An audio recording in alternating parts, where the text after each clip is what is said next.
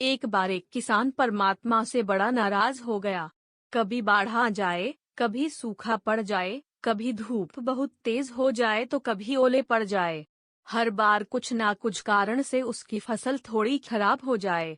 एक दिन बड़ा तंग आकर उसने परमात्मा से कहा, देखिए प्रभु, आप परमात्मा हैं, लेकिन लगता है आपको खेती बाड़ी की ज्यादा जानकारी नहीं है। एक प्रार्थना है कि एक साल मुझे मौका दीजिए, जैसा मैं चाहूँ वैसा मौसम हो, फिर आप देखना मैं कैसे अन्न के भंडार भर दूंगा।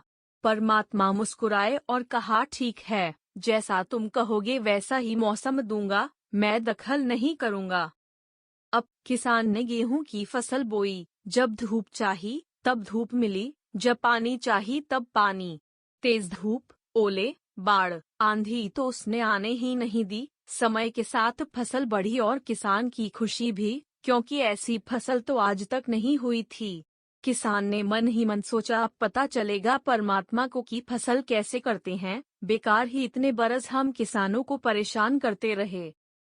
फसल काटने का समय भी आया। किसान बड़े गर्व से फसल काटने गया, लेकिन जैसे ही फसल काटने लगा, एकदम से छाती पर हाथ रखकर बैठ गया। गेहूं की एक भी बाली के अंदर गेहूं नहीं था, सारी बालियां अंदर से खाली थी। बड़ा दुखी होकर उसने परमात्मा से कहा, प्रभु ये क्या हुआ? तब परमात्मा बोले, ये तो होना ही था, तुमने पौधों को संघर्ष का जरा सा भी मौका नहीं दिया। ना तेज धूप में उनको तपने दिया, ना आंधी ओलों से जूझने दिया, उनको किसी प्रकार की चुनौती का एहसास जरा भी नहीं होने दिया, इसीलिए सब पौधे खोखले रह गए।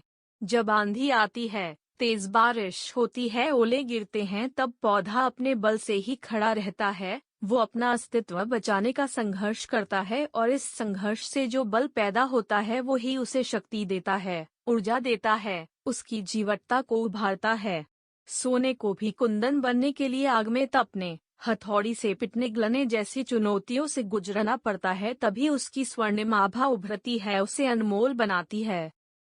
इसी तरह जिंदगी में भी अगर संघर्ष ना हो, चुनौती ना हो, तो आदमी खोखला ही रह जाता है, उसके अंदर कोई गुण नहीं आ पाता।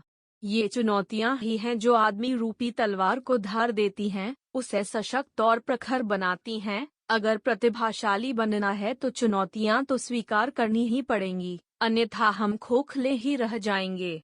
अगर जिंदगी में प्रखर बनना है, प्रतिभाशाली बनना है, तो संघर्ष और चुनौतियों का सामना तो करना ही पड़ेगा।